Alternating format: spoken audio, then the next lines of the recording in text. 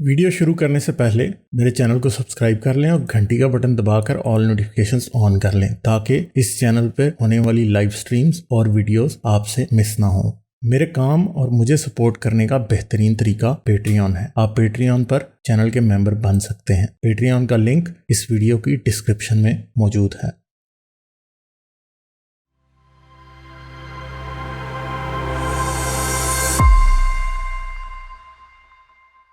Hello Ghalib, आवाज आ रही है? आ रही है जी, आ रही है। आपकी आवाज थोड़ी सी ना लो है। आई थिंक शायद फोन दूर है इस वजह से। गालिब भाई, मैंने आपसे बात करनी थी जानवरों। हेलो, आवाज आ रही है? हाँ जी, हाँ जी, करेंगे। आ रही है आवाज। मैंने आपसे बात करनी थी। मैंने बहुत सारे लोगों को जो है वो आर्गुमेंट करते हुए देखा है जानवरों के गोश्त खाने या ना खाने के ऊपर। आपका इस पे क्या स्टैंस है? अगर ये सही है तो आपके पास क्या वजह है उसका गोश्त खाने की, और अगर जानवरों का गोश्त खाना गलत है तो आपको क्यों लगता है कि गलत है?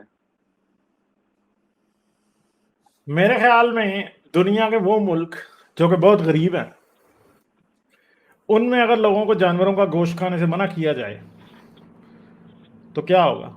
गलत होगा। क्योंकि अगर इंसान के बच्चे को प्रोटीन ना मिले तो उसका दिमाग प्रॉपरली ग्रो नहीं कर सकता, प्रॉपरली फंक्शन नहीं करता। वो बच्चे उन उन उन मुल्कों में आइंस्टाइन पैदा ही नहीं हो सकता, नामुमकिन है। जिन मुल्कों में बच्चों को प्रोटीन ही पूरी नहीं मिलती, इंसानों को पूरी प्रोटीन नहीं मिलती।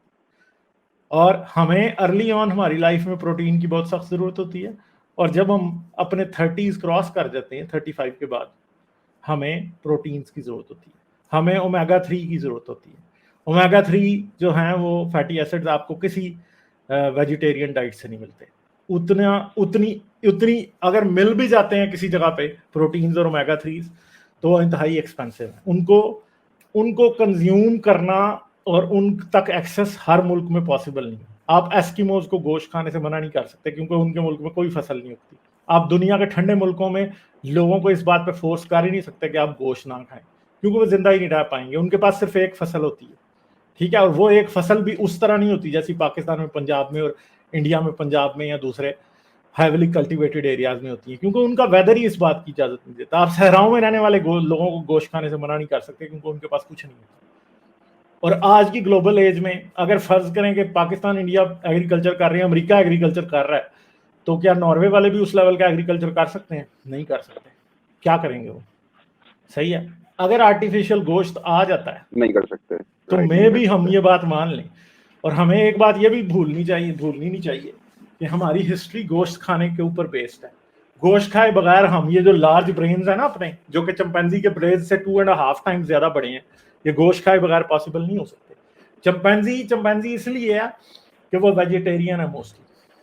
गोश्त वो खाते हैं बट बहुत कम खाते हैं। उनमें सिर्फ मेल्स जो हैं वो शिकार करते हैं छोटे जानवरों का, खरगोश हो गया, कोई परिंदा हो गया, कोई इस तरह के छोटे मोटे चूहे हो गए, और वो जिस फीमेल पे उनका दिल होता है उसके साथ जाके वो गोश्त शेयर करते हैं। हर कोई गोश्त नहीं खाता हूं। तो ये गोश्त को कह देना कि कोई ना खाए, गालिब भाई, बहुत बड़ा इशू है। बोले, आप कहने को कह सकते हैं कि ना खाओ, मजहबी फरीजा समझ के ना खाओ, ठीक है, मगर प्रैक्टिकल नहीं है। जब तक हमारे पास healthy alternative, readily available healthy alternative to animal meat नहीं है, तब तक हम लोगों को एनिमल मीट खाने से मना नहीं कर सकते। ये उनका राइट है कि वो एक हेल्दी लाइफ जिए। और एक बात है, हमें इस बात का पता है कि ये एवोल्यूशनरी क्वेश्चन है, और इसकी मोरालिटी को आप सिर्फ उस तरह ही नहीं देख सकते कि जी जानवर को कितना दर्द हो रहा है। अगर इंसान जानवर को नहीं खाएगा तो उसके जिस्म में वो न्यूट्रिएंट्स जा ही नहीं सकते किसी और सोर्स से। हर मुल्क में अलसी के बीज नहीं बिकते, और अगर अमेरिका में आप अलसी के बीज इंडिया से इंपोर्ट हुए खाएंगे ना तो कितने महंगे हैं आपको नहीं पता। बादाम पाकिस्तान में कितना महंगा है हर कोई नहीं खा सकता। तो हर कोई अपने बच्चों को आलमंड मिल्क नहीं पिला सकता, और आलमंड मिल्क आप बच्चों को पिलाते भी रहे तो उनका कुछ नहीं बनना। तो गालिब, मेरे यहाँ पे दो I'm sorry, मैं आपको कट ऑफ कर रहा हूँ। मेरे यहाँ पे 2 सवाल हैं। एक्चुअली ये सारे आर्गुमेंट ना, एक आर्गुमेंट आपने जो मोरालिटी के हिसाब से दिया है वो मेरे लिए नया था। बाकी जो आपने पीछे आर्गुमेंट दिए हैं गोश्त खाने के लिए वो मैं दे चुका हूँ लोगों को। एंड उसके बावजूद मेरा आपसे सवाल ये है कि जो लोग अपने आपने जैसे कि बात की कि इंसान की नशोनुमा के लिए प्रोटीन बहुत ज़रूरी चीज़ है, आई एग्री। लेकिन हम जानते हैं आज के इस दुनिया में बहुत सारी फैमिलीज ऐसी हैं कि जो वेजिटेरियन हैं और वो अपने बच्चों को भी वेजिटेरियन ही बड़ा करती हैं। तो क्या उनके इंटेलेक्ट में कोई फ़र्क रह जाता है या उनके दिमाग की डेवलपमेंट में कोई फ़र्क रह जाता है जो अपनी फैमिलीज जो है अपने बच्चों को ऐसे बड़ा करती हैं सिर्फ बगैर गोश्त खिलाए? नहीं हो सकता उनके दिमाग में। देखें, अभी इधर जो फैमिलीज वेजिटेरियन भी अपने आप को कहती हैं वो दूध पी रहे हैं, सही है, राइट। दूध पी रहे हैं, और दूध पीने से आपकी प्रोटीन की कमी एक खास हद तक पूरी हो जाती है। मगर आप उधर ही लगा लें कि आप दूध पी रहे हैं, आप दूध इसलिए पी रहे हैं कि आप लैक्टोज इंटॉलरेंट नहीं है। बहुत से लोग ऐसे भी हैं जो कि लैक्टोज इंटॉलरेंट हैं, वो अगर दूध पिए तो उनके साथ क्या बनता है? ओह या सही है। प्रॉब्लम ये है कि देयर इज अ ठीक है, उनको फिर पॉसिबिलिटी कि इमरजेंसी रूम में जाना पड़ता है। वेजिटेरियन होते हुए भी हेल्दी रहा जा सकता है। मगर क्या वेजिटेरियन लोग जो हैं वो गोश्त खाने वाले लोगों से ज्यादा हेल्दी होते हैं? आई डोंट थिंक कि वो होते हैं। क्योंकि क्या अगर ऐसा फिजिकल कोई स्ट्रेंथ क्या की बात आए तो आज ओलंपिक्स में कोई ओलंपियन ऐसा नहीं हो सकता। नहीं, you're right, लेकिन मैं ये कह रहा हूँ कि क्या ऐसा कोई टेस्ट है या कोई ऐसी स्टैटिस्टिक्स हैं, क्या क्या उस सब ऐसा कोई टेस्ट डिजाइन किया जा सकता है कि जिसपे हम परख सकें कि वेजिटेरियन लोग ज्यादा हेल्दी हैं या नॉन वेज लोग ज्यादा हेल्दी हैं? वो कोई टेस्ट ऐसा हमारे टेस्ट सामने डिजाइन ही है, वो हमारे सामने है टेस्ट। वो आपको पता है कि इंडिया जो है वो diabetic capital of the world है, और उसकी रिलेशन ज्यादा जो है वो किस चीज से है? वो गोश्त ना खाने से ही है। विटामिन बी की डेफिशिएंसी, आयरन की डेफिशिएंसी, कैल्शियम की डेफिशिएंसी, कौन सी डेफिशिएंसी है जो मैं आपको बताऊं इंडिया के लोगों में नहीं पाई जाती? जिंदा तो रहने को इंसान गोश्त के बगैर रह सकता है, क्या हेल्दी तौर पर जिंदा रह सकता है? मैं आपको बताता हूं, मैं डायबिटिक हूं। मुझे डॉक्टर पता क्या कहता है जब भी मैं उसके पास जाता हूँ? मैं उसे कई बार कहता हूं कि यार मुझे भूख बड़ी जल्दी लग जाती है दोबारा, जी। तो वो मुझे कहता है कि तू हमेशा चिकन का पीस खाया कर।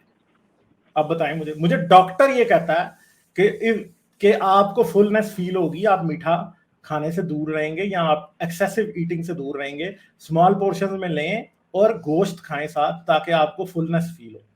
ठीक है। और क्या होता है कि आपका जो गोश्त है वो क्या कर देता है, आपको एक सेंस ऑफ फुलफिलमेंट भी दे देता है और आपको ज्यादा देर खाने की जरूरत नहीं होती।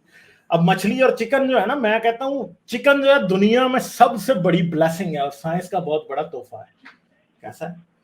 क्यों है? क्योंकि बहुत बहुत पोल्ट्री सस्ती साइंस, है और हर एक को अवेलेबल है। अब हारिस कह रहे हैं there are 7 gold medallist Olympians who are vegan. बिल्कुल, मगर आप उनकी खुराक का खर्चा निकाल के दिखाएं और मैं आपको उससे 1/5 खर्चे में मुर्गी खिला के वैसे ही ओलंपियन तैयार हो गए। सही है, क्योंकि वीगन प्रोडक्ट्स अभी तो बहुत महंगे, बहुत ही महंगे, और एक लग्जरी आइटम्स है वीगन प्रोडक्ट्स। अभी बहुत महंगे, वीगन बहुत महंगे। प्रोडक्ट्स नॉन जीएमओज लग्जरी प्रोडक्ट्स हैं, और मैं तो नॉन जीएमओज के भी खिलाफ हूँ। जीएमओ फ्री जो है ना, मैं तो इसके सख्त खिलाफ हूँ, क्योंकि ये सिर्फ और सिर्फ अय्याशी है, ये राजखावन की मस्तियां जिसको हम कहते हैं। क्योंकि कोई भी इंसान जो आज क्रॉप खा रहा है, वो कोई भी क्रॉप ऐसी नहीं है जो कि नेचुरल है, सब कुछ आर्टिफिशियल है। आज आप ज्यादा पानी, सब कुछ आर्टिफिशियल। ज्यादा जमीन यूज करके वीगन फूड उगा के महंगा बेच के लोगों को दे देंगे, आप ज्यादा पैसे कमा लेंगे, मगर उनको उससे कोई खास फायदा नहीं होना। मेन जो बात है।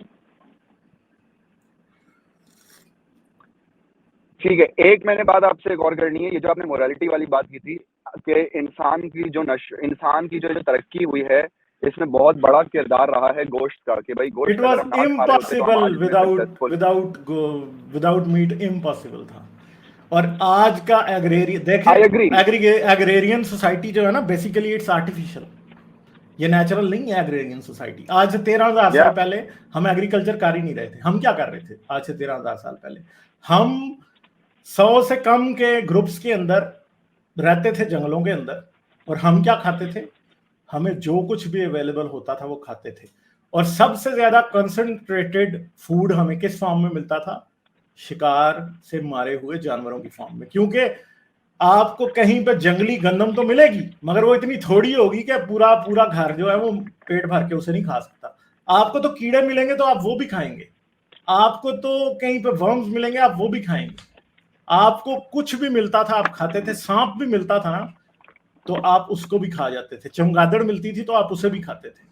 सबसे ज्यादा इंसान का staple food through out millions of years of human history, या जो है कि आप कह सकते हैं कि हायर, मैं इनको क्या कह रहे हैं, होमिनिड स्पीशीज की हिस्ट्री में होमो इरेक्टस से लेके ठीक, आपका राइट, स्टेपल फूड जो था वो गोश्त था और कुछ भी नहीं था।